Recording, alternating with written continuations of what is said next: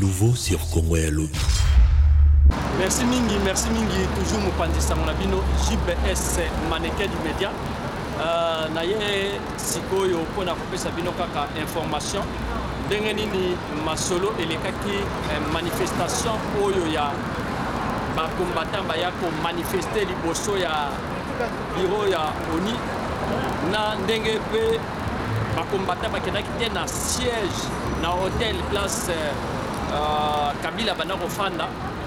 Donc et ba sali lumbe ya koskana te. Donc ba toke okuta pe ba baninga mosusu ba Camerounais ba africain mosusu ba ivoirien ba pesa bango ba mbongo ba 200 300 pour ba ya ko manifester pour que ba soutenir Kabila mais échoua qui puisque ba combattant ba ya qui pendait belé ba ya qui au moins presque ba 600 personnes donc néanmoins moyen pour le bezate musala oyo ba combattant ba sali ba la qui pesa force na bango mokola lelo bana Canada ba ya qui penza au moins 7 camions oya ba bis donc il est kaki penza kitoko ya kitoko alors awa to wutina no kocha moi eloko na libumu nazali kopesa bino information yoso ya suka ba mituke yaki ba village ya pembeni ya New York ba yaki desiko yo mona équipe wana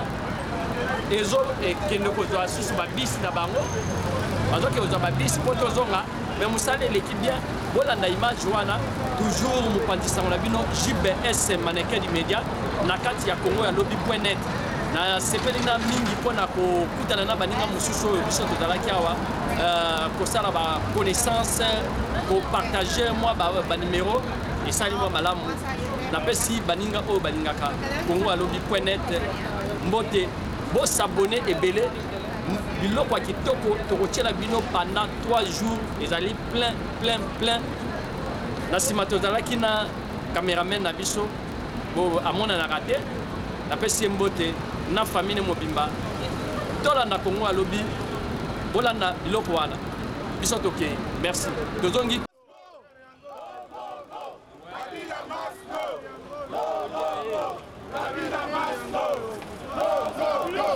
Kabila must go. Go, go, go. Kabila must go. Kabila must go. Kabila must go. Go, go, go. Kabila must go. Go, go, go. Kabila must go. Go, go, go. Kabila must go. Go, go, go. Kabila must go. Go, go, go. Kabila must go. Go, go, go. Kabila must go. Go, go, go. Kabila must go. Go, go, go. Kabila must go. Go, go, go. Kabila must go. Go, go, go. Kabila must go.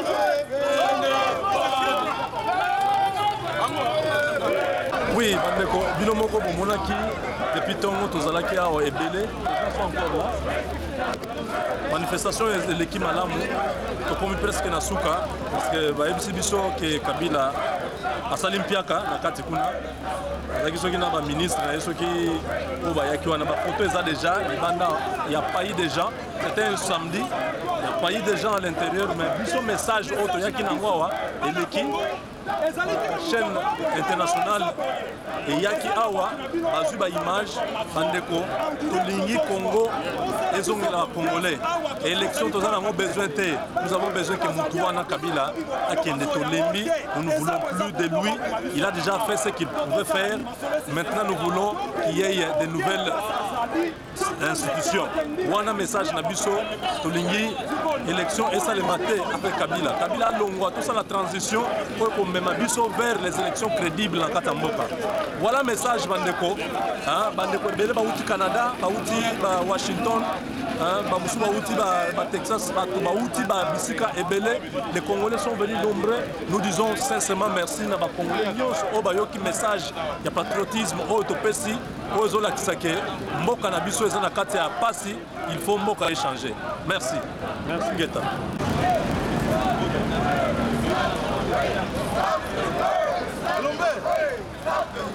On Nous sommes venus de crier des inégalités, le mal, essayer quand même d'apprendre au monde l'humanisme, apprendre à l'homme blanc c'est quoi l'amour. Je sais très bien, nous le savons, que la morale n'a jamais été une boussole pour l'homme politique blanc. Mais nous essayons quand même de vivre avec la morale. Il faut que l'homme animal se met à l'obédience du ventre. Alors, nombreux c'est tout à fait normal, pour la revendication, mais nombreux décisifs et Sali Moussala on est content. Alors merci média. Congo Lobby.net. Congo Lobby.net, la mona biloko boire rapport nanga et c'est ngomingi publicité pour ça la marketing ou quoi campagne communication pour ça la rapport nanga. Congo Lobby.net, bravo, félicitations. Moussala Zalaka Moussala. JBS. Congo confondu avec Matikoyo, Bayeli Mbongo. Quant à nous, Bayanga, nous sommes venus ici pas pour l'argent, pour notre peuple de Congo. Les autres sont venus ici parce qu'ils ont attendu l'argent, ils ont attendu le nom de Dokolo, ils ont attendu le nom de qui que soit. C'est pour ça qu'ils sont venus ici nombreux, non pas pour défendre le Congo, mais pour défendre leur ventre. Ce sont des mouembes, des chocos qui sont ici nombreux. C'est pour cela nous sommes en train de défendre le Congo. Nous ne voulons plus de ces gens ici. Kabila a fait $700 par heure. Kabila a fait $700 par heure pour faire un district. Alors, il y a élection au dialogue. Aussi longtemps qu'il y a élection, dialogue. Il ouvre sa bouche pour dire qu'il n'y aura pas des élections. Pour dire qu'il n'y aura pas de troisième dialogue. Mais là-bas, ces gens-là sont venus pour mentir, pour dire qu'il y aura des élections et il y aura le troisième dialogue. Alors c'est quoi? Qui trompe qui? Transition, c'est Kanambe. Non, nous avons dit ceci. Kabila, cette année, c'est terminé. Il a fait son travail pendant 16 ans. Il a un bilan négatif. Il a tué les peuples congolais. Il a Fumi rouge. Commandant Bamo. Ah ouais, tu as commandant Bamo, 7e bataillon. Information, il y a sûr. Commandant Bamo, à partir d'aujourd'hui, quand Gary Wela va confirmer en gros, Trump a lobby. Plus question, quand on a rayé la liste, il y a un président africain, la liste est un président Congo. Voilà, donc hier ce n'est que le début, et ça va être un Canada, rouge, on a outil en direct à 600, commandant suprême, donc Toye staff à Babi Césali, et ça a Koyinda, Nakatia, il y a New York, et ça a Koyinda, et ça a Koyinda, donc Tozalia wa Nagari Wele, Tozalina, JBS, Tozana Baliangando, donc Tozala Bande Konyoso, donc et ça a Koyinda, soki ozalaka na kan ya Kanambe kolia bimaka leri yangoyo bana Kongo ngonge koki totelema toya po totelemisa bino le jour J tolobi soulèvement populaire Kanambe départ les bandits awa na Nations Unies. Et puis merci Kanambe batu oyo baye kozwa image ya biso ba combattant bati na RTNC pour $700 par heure. Soki ba image ya biso bino RTNC ba komona ba kozwa lumbe un jour maquinaire ba congolais et au africain. Commandant Bamo et moi la micro banyanga na JBS. Gagi wele. Olobi boni noko. Ndeko tozali awa, ndeko JBS tozali awa na New York City. Ndeko zomona ndenge yindi awa bat baye vraiment de partout à travers les États-Unis baye parce que aujourd'hui tozali donc samedi le 23 septembre il y a un jour où il a prévu pour que Kabila aloba awa na l'Assemblée générale des Nations Unies. Alors, les Congolais debout et l'ensemble de tous les autres Congolais qui sont venus de partout pour passer un message na bango na peuple américain que ils ne sont pas d'accord avec tout ce qui se passe au Congo. Ils ne sont pas d'accord avec ce que M. Kabila est en train de faire du Congo. Dans le message, il y a Bandeko, il y a Pancarte et Télémi, Angouma et Zali. Donc, Bisso en tant que presse, il faut que tout ça lisse son Bisso Awa pour couvrir la manifestation au Néo. Et puis, je pense que les Congolais ont répondu à l'appel. Les Congolais est venu de partout pour venir donner ce message que enough is enough, it must go. That's the message. Bon, Kabila n'a l'équité. Je pense qu'à Golega Kalami était tout le monde à cortège. Merci. Merci. Kabila. Tolobi Kabila, il faut azonga na Rwanda, atika Congo na ba Congolais. Tango na ese koki akende na malembe to lembiye. Mais ba Congolais ba ko munoko ni po yoka. Alo ba kapeka Swahili bele ya Tanzanie. Tolobi le ya mboka na biso azonga na Rwanda. Ba Congolais ba lembi Kabila azonga na Rwanda. Ipoliti Kanambe ayibi o senyali yake ayiba tango na koki atika ba Congolais ba organiser mboka na bango. Voilà message to yaki ko pesa. Maman lobi boni.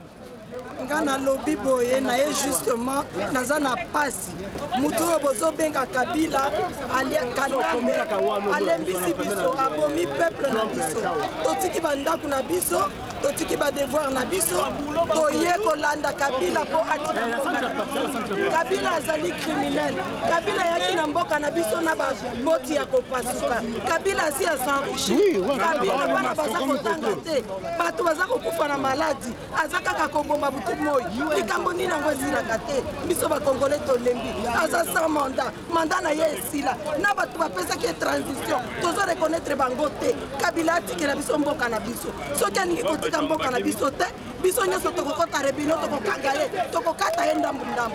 Merci. Donc, à Rochelle Touba, hold up. Pas question, il y a une élection à Kabila. Kabila, il faut qu'aider. Tout le cas, on doit diriger transition pour qu'il y ait une élection libre. Pas d'élection avec Kabila. Kabila doit dégager. Nana yebite kendo ki musala na ye lokuta. Congo ezali dirigé na ba démon, na ba diable, na ba monstre. Yango na tozo loba ezala ba église. Normalement message ya commandant suprême tolobaki parce que bande comme ça a tendance à minimiser le pouvoir réel, la parole. Bible lobby ango, la parole est une puissance. La parole est une puissance. Et zona na maloba yango na Kanambe lelo a commis na vertige.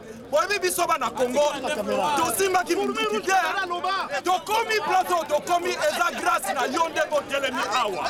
Yangona to yeko confesser départ ya Kanambe awa. Déjà to marqué première bi, bato Kanambe ba izalaki awa. Ba yaki awa oya futaki ba mbongo. Afuti bango $700. Bandeko, toza na pouvoir ndenge to lo baboye FBI abengani ba partisan ya Kanambe. Abengani bango. Yangwala tolobi.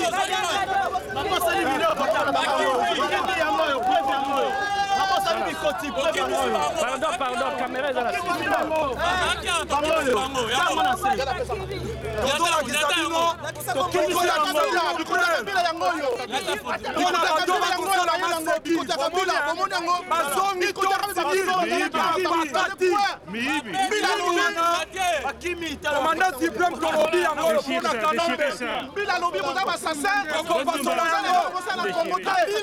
Voilà, il y a des camarades appelés, donc Kani Biloko yo, et qu'on a la symbole, donc il y a la Congo, donc l'accent à Congolais. Alors, soyez toujours déterminés. L'homme animal soumis à l'obédience du ventre. L'homme animal doit partir. L'homme animal, tout le monde il y a un sacré qu'on doit défendre, le sacré. Pas sacré, les amis, ça tu dois défendre. Il y a la sainteté, il y a les sacrés sainteté, il y a les sacrés patriotisme, il y a les sacrés révolutions. On a la foi sacrée. Voilà, il faut la bien. Donc, il y a trois sacrés, il faut défendre la sainteté pour la bateau ensemble. Le patriotisme pour la bateau ensemble. Le garde patriotique, et c'est ça que nous avons killé. Il y a un otage, on a la Congo, on a la Congo. On y voit Kabila, on a animation. On y voit Kabila. Animation. merci à tous les Badianga, JBS Maneke des médias. Donc on a évité la banane pour le Congo, à part Biso Tozali Awa. Malgré tout, Bamsou Bazouba Mbongo, Tebi Bango, ça peut être na Biso Awa, mais un jour, et Simba. Congo ne Simba un jour. Les Belges sont partis. Un jour, on va vous balayer comme on a balayé le blanc en Afrique du Sud. Un jour, pour tous, on est mort Congolais. Un jour, on va vous balayer comme on a balayé les gens en Afrique du Sud. Donc, merci à tous les Ngando. On va continuer la carte JBS. Congo a l'autre, pas JBS, on est du média. Merci de continuer.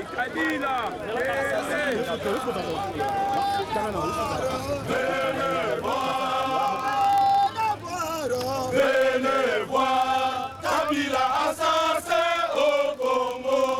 Kabila assassin au Congo. Il a tué les Congolais. Nous demandons sa pendaison dans l'immédiat. Venez voir. Venez voir.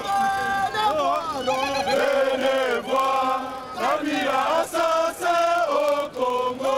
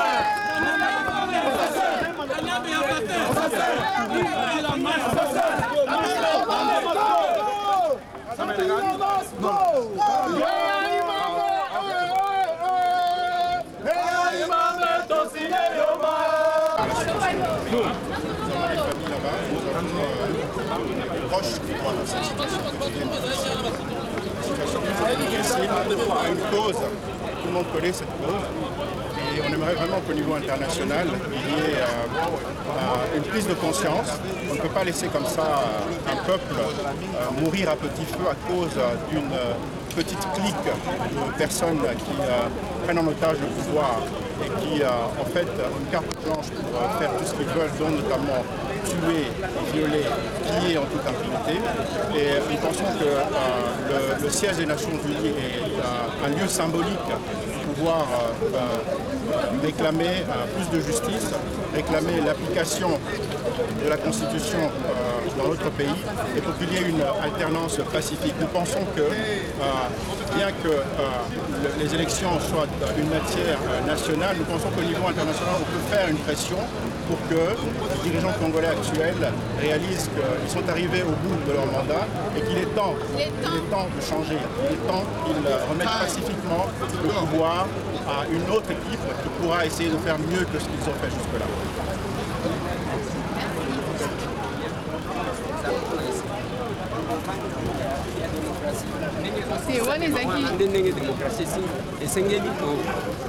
parce que eza expression ya opinion ya point de vue ya bandeko na o bamoni o ekosalema na kati ya mboka na bango, donc balingi ba faire entendre voix na bango par rapport ya makambo eza ekosala.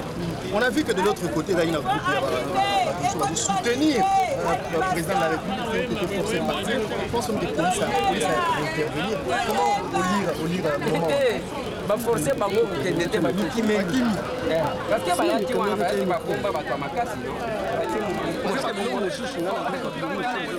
partir ya Canada touti kokoma sikoyo nini omoni na kati ya esika oyo?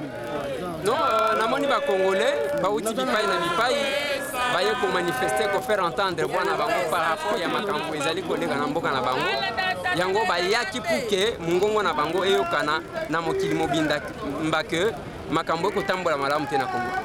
ndeko les autres tozonga susu baza balanga ndo eza live eza direct ndeko mona balanga ndo ndeko les autres osala voix otambola partout nous osala Congo en tout cas merci à toi merci koyo bakobiso tozobundela mboka awa tozomona ke toza négligé ndeko les autres ba voyage tant boyaki na stade na safu na Paris ngaba azali na Paris baluki ngai te baluki badeko mosusu bajournaliste bazebela awa te babengi boye na Paris babengi boye na États-Unis esika oyo toye awa lelo oyo eza très important tu oyo babundela ya Congo te naso omoni bango awa bayanga biso bauti boye batindi biso parce que tamsoko mambongo bongo bakombata oyo bauti musika awa bauti presque États-Unis mobimba bakotize bambongo na bango moko bakomi awa eske yo ozala bapoliticien wana place ni batiaka diaspora et place ni batiaka biso baoyo barepression bobenga baswat eza bajournaliste internet mais on fait quand même du travail place botiaka biso ndeko leze balianga ndo bazando direct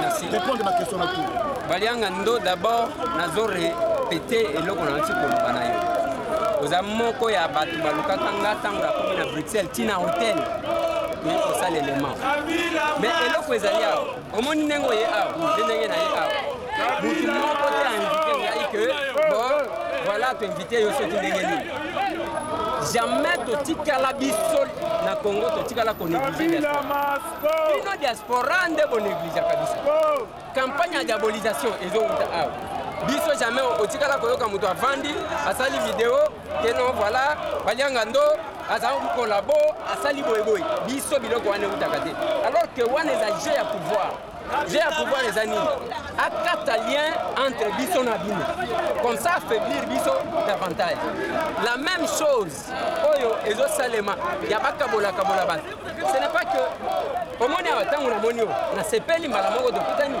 mais biso de discussion wana soki landa baémission biso tosala jamais biso tofingaka neti nga banda na banda nafinga ata soki naza d'accord te na mutu jamais nakofinga ye naloba na bandeko ya pareko likambo nazoloba nalobaki botala bavideo na ngai nyonso jamais nakofinga moto lokola papango wana nafingele nini eyo banda wapi jamais moto aza na point de vue na ye y a la diversité dans les combats. Si nous combattons pour la démocratie, on n'y manque pas d'opinion contraire. C'est ça. Au lieu que ceux qui ont un point de vue, ils ont vendu le col en fou, ceux qui ont pas na yote, babimi ba collabo, babimi ceux qui battent n'engeni, alors que n'engeni to sabo ne konanga. Au moins ceux qui disent ceux qui 15 va y avoir. Ma ponine là. Na bango. Na moni caméraman moko azaki à télé 50 awa. L'immense surpris. Aye awa, atikali a changé côté na ye. Mais tant que sikoyo et comme bino bande qu'on a biso ya diaspora on sala ko finga kabiso ko sala la kabiso ba vidéo mais quand nous enquêtons nous trouvons que c'est le même discours ya bato bazali bazana mamwembe ba o bazakuna ndeko tozokuta na diaspora ndeko les sikoyo place ça ba politicien place nini place ni o diaspora ba politicien wana ba taka diaspora place ni ba politicien parce que ba diaspora ba wana ozali na part ba journaliste ba diaspora ba combattant ba zomona ke baza négliger na ba politicien yo zaka mo na bango poser ba question place ni ba politicien ba taka ba combattant pourquoi baza ensemble yoka eza ba politicien bazo boya kotia ba combattant te bazo boya kotia pe ba journaliste ya diaspora te ba politicien surtout ya opposition bazo banga nani ba traiter muto ane Frank Ediongo ba kanga oyo bobimisela biso kaka wana diaspora ya za muto ane Fayulu avant que ba bête lokowana mututu collabo bino il y a eu même des gens qui ont passé les messages comme quoi batu nyonso baza na Congo baza ba collabo les vrais soit à Kofi soit à Zana prison les lodjongo tango koti prison ndako mi vrai alongo mutu ane ainsi de suite makambu oyo ndeko na ngai Nicolo nyonso j'ai fait des émissions ya ko bondela ka diaspora na lobi bandeko to sangana le linge sale c'est lave en famille même s'il y a un problème to ko arranger kango plus tard ceux qui to sali libokete en tout cas kozala pasi ceux qui bato ndenge to zaboy to zala ka bomo côté bato ceux qui disent wana ba bayaki ko futa banyongo balinga bakim voilà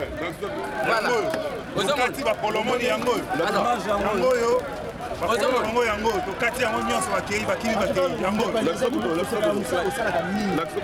kolona bango yango na combattant foto ya Kanambe oyo Kanambe foto na yango Hippolyte Kanambe réseau ebimi awa au donner contre lobby parce que chez yo yebi ce n'est pas le nouveau tout le monde a François Hollande a eu ça Hippolyte Kanambe Sony et enfin François Hollande a kenna Hippolyte Kanambe est-ce que vous avez un discours makamoleki à l'élo le cadre des Nations Unies aurait tenu quelque chose il y a bon pour ça dans l'avenir avec l'arrivée du syndicat de colère de Moïse Katumbi problème et le quoi malamu ekoti ko salema kaso ki ba congolais bandimi ko sangana bon moko ya so ce ne sont pas les discours les Congolais ne manquent pas les discours les discours to zakana onga ba résolution to zakana onga ba accord to zakana 2348 et saline on a demandé l'application en intégralité de l'accord est-ce que va appliquer donc musala na bango ezande bakangi oyo batiki kuna ndenge tozolo baboyi na lobaki na bande kuna Washington na lobby l'option a été levée pour m'arrêter avant le mois de décembre parce que ça sera un dérangement de moi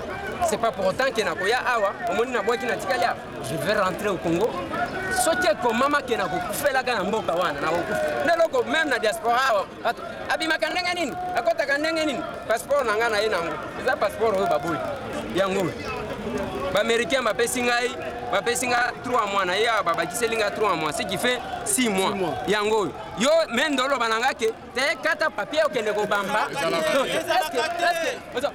et le koyo les 11 nous sommes les 11 mai 2015 Chibanda alors ministre des affaires étrangères to tunya mutuna na ba passeport alobite oyo kokende tina suka nango bomwe mikufela nango mais c'est quelqu'un qu'on a amené de Lubumbashi parce qu'il y a Betty Batou a dédoublé parti à Mondo Simba allez batie vice-ministre à la Moutika Kaboye un communiqué administratif qui n'a aucune référence à la loi disposition erronée le 16 octobre ngai le 16 octobre na kozala na les États-Unis nazonga babotola ngai nde mokolo ba ubanga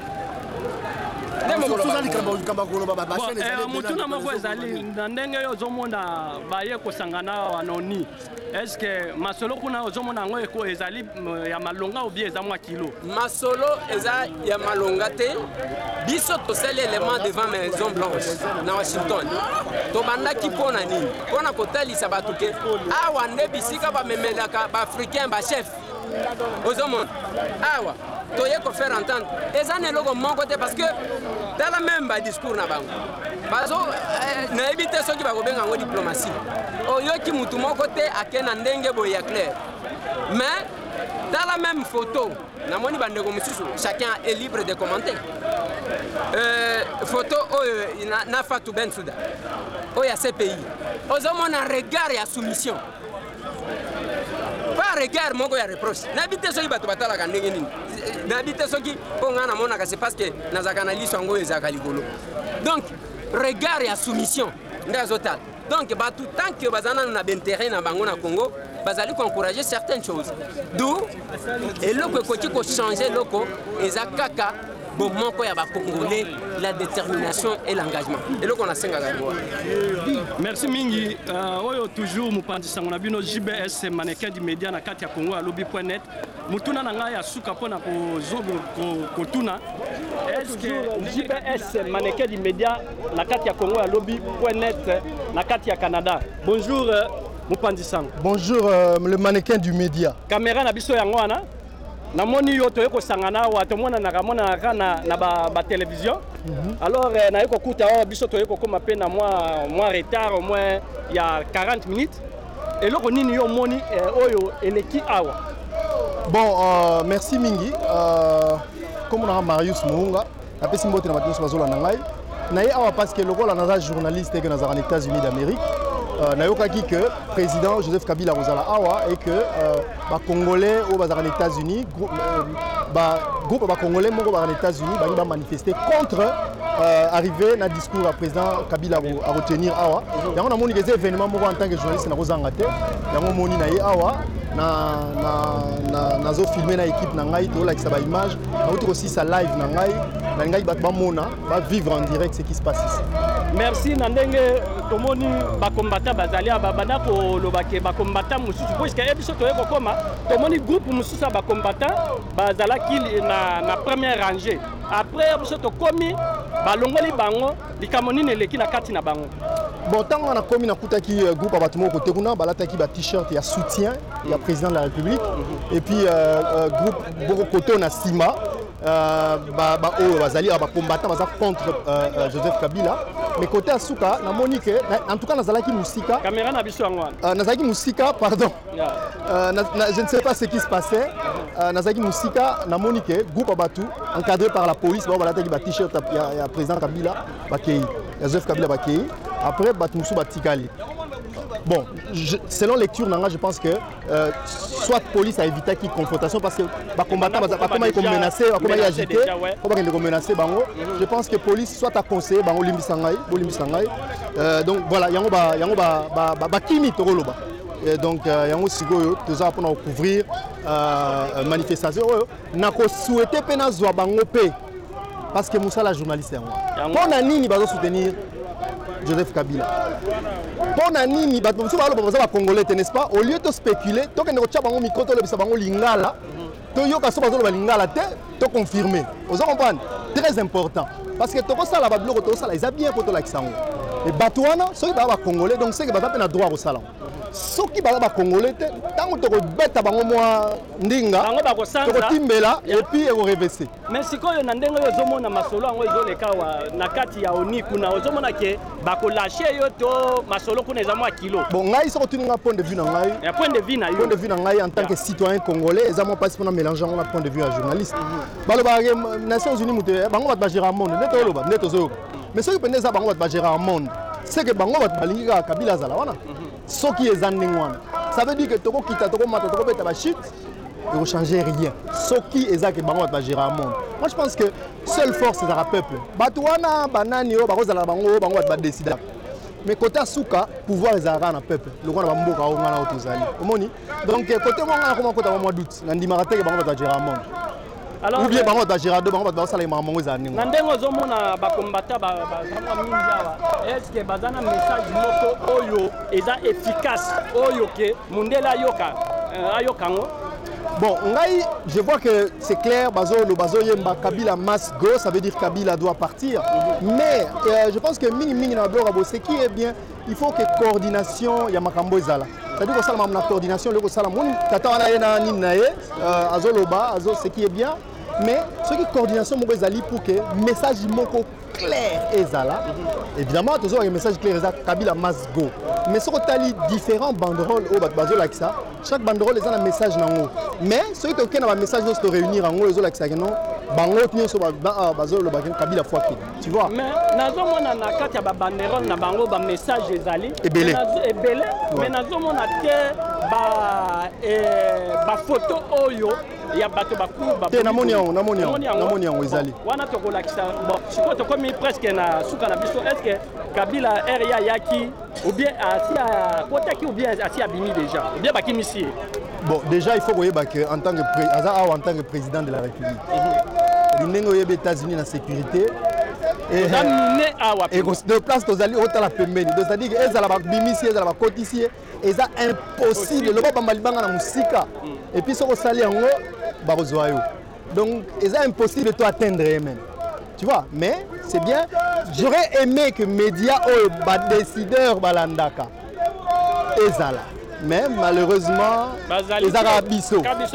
Donc le message n'a pas été message nako. Donc un mot et ça la moi passe. Parce que les décideurs on va battre arabiso. Mutu na appel, eloko wana pe Marius. Siko ba opposer na bato balobi bazana ba mbongo, bazo basali ba moi la partie na bango. Coordination de na lo ba yongwana. C'est coordination mo ezalaki. C'est-à-dire que nous avons des médias soi-disant décideurs. Pas décideurs, Marius, Gary, Marambo, les gars, tu es bien, tout ça. Et là, ils ont un impact sur les médias, on a CNN, message est côté. Parce que nous avons un temps où on a place chaque jour, côté de bato mosusu baye pe ko réclamer makambo na bango donc tokoleka kuna te donc chaque jour bato bayaka mpona réclamer mais média voilà biso kaka. Marius, merci mingi. Toujours ndengo pandaka sango na landaka yo pe mingi vraiment na sepelaka mingi na nyoso ndenge opposaka ba question na yo ozaka penza droit au but mais naye ba ko répondre te mon lelo yo mto opposer nga ba question no yayi mo ezalaka kaka bongo alors okolo ba nini pona Congo ya lobby.net na kati ya Canada na kati précisément na kati Ottawa Congolais ya lobby.net lelo to komi na monde internet oyo musala na biso ekomi moins compliqué et comme moi compliqué, tout ça en sorte que de soutenir Congo à lobby.net pour que va continuer au salam na bango na ninga professionnalisme pour que mboka na biso ekende liboso to éviter ba bloko pambala oyo zo kitsa musala na biso. Pour ngai pena na ninga mabete naza chroniqueur de musique, naza journaliste et chroniqueur de musique. C'est-à-dire que et ça là nga passe soki muto aye lelo ba benge chroniqueur. Nga chroniqueur te naza journaliste et chroniqueur de musique. C'est-à-dire que naninga mabete mutu evanda. C'est-à-dire que tu as un journaliste politique te développer. Tu as un journaliste sportif te développer. C'est-à-dire que Congo à lobby, il faut ça l'effort, tout ça na ba chroniqueur pour ça la moindre. Merci mingi. Bon si ko nazana mutu moko faut la pesa mode bon na Canada. Yaza boss na ngai do monta la bandi bulo azanga na msala. Azaki boss na ngai. Otika na pesa mbote na liboso ya caméra. Donc maman Lisa namona été ça fait namona été maman Lisa te bi ya muta UDPS. Donc ndenge bo muta telemela na masola UDPS na Canada iye. Niko na biso ya Canada yango wana natikeli yo mupanzi sango tuna mama Lisa aza boss nanga na ko tine ba question ah ezali makama boss nanga na ko kate yo tuna ye boss on l'a tout à l'heure aux caméras. Ça va? Merci beaucoup. Bonjour, bonsoir maman Lisa. Bonjour papa. Bonjour. Na banzi to yaki na ye awo ezali équipe to utaki na Canada to yena ye nzela moko alors esengo mingi ndenge to yeko kutana lisusu awa na kati ya place ya Oni. Tout à fait, c'est Romakasi, comment la bande est mobilisée.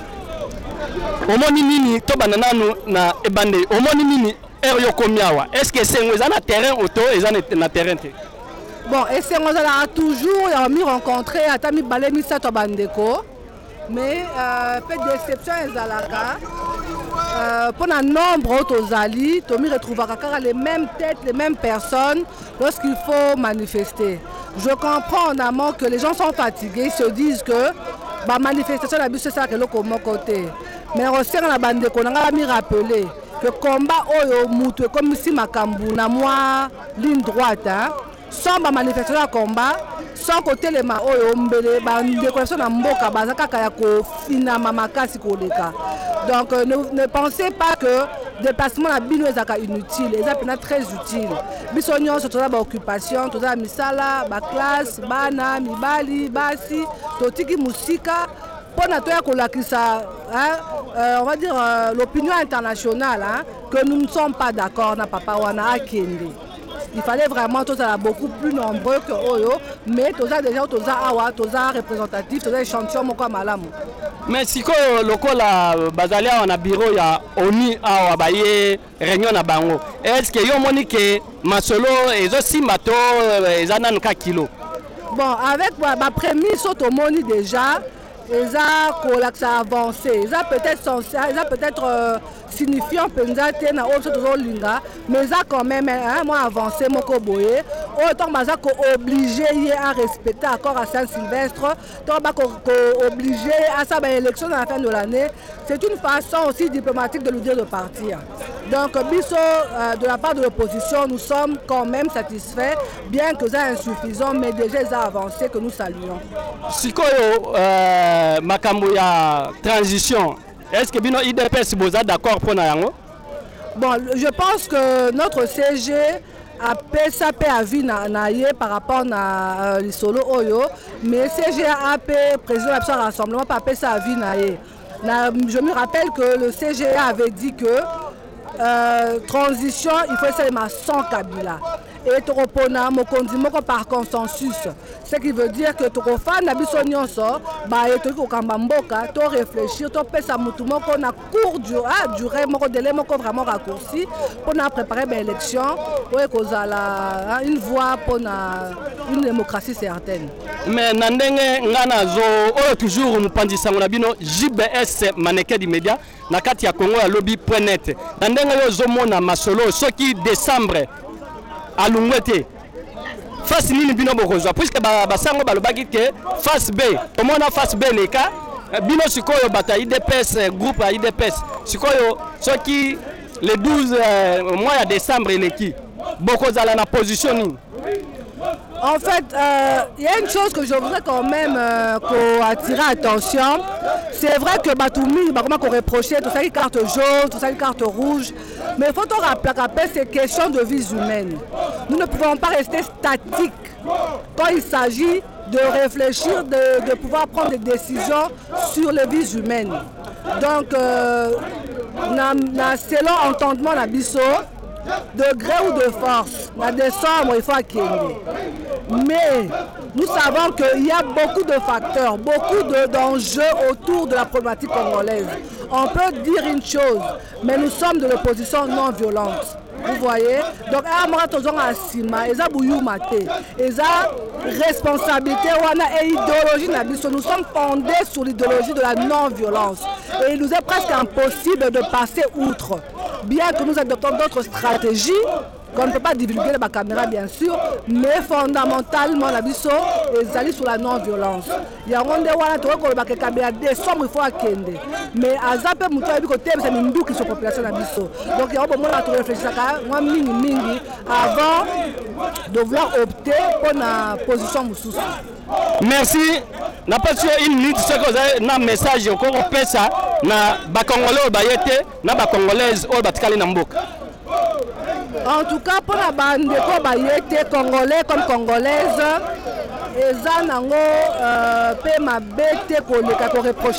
non. Nous comprenons vos occupations, mais je vais attirer quand même attention à Bino. Beaucoup qui sont physiquement, mais contribuer financièrement. Plusieurs structures, UDPS, le Congo congolais debout. Balai rose,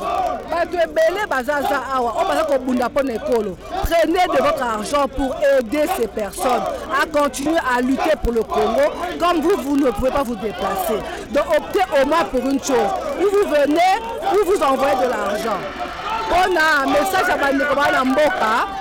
Courage Bandeko Nangai. Toko kufa mais toko silate. Mandala bango kosila kaka. Il faut expliquer l'enda et on comprend que c'est la population qui a le dernier mot. Nyonso tozo sala o sambino et c'est l'autre. Il faut bino poser na pouvoir wana na capacité wana ya robima kondima. Hein pour affronter pouvoir en place. Ce qui bino bolali pongi nyonso tozo sala oyo eza nul. OK, merci. Tokomi tozolanda kaka na bazi cameraman na biso atalisa bango place masolo ezoleka na kati ya siège oni place bazo sala masolo oyoki pe koto yo masgo masolo ekomi makasi awa bato na bato bakomi koyemba donc oyo toujours mupandisango na bino Congo ya lobby tozali na baninga mingi awa tela nanano reportage.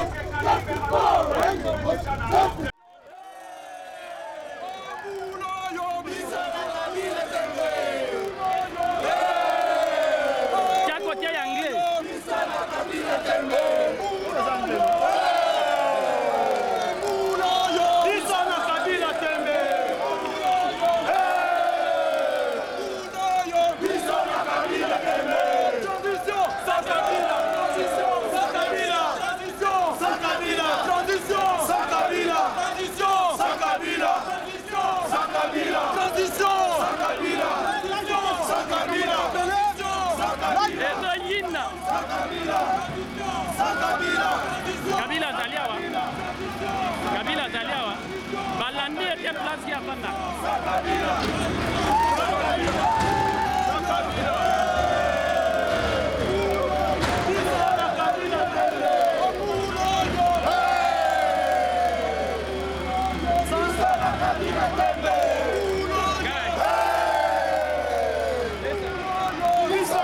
Kabila Tembe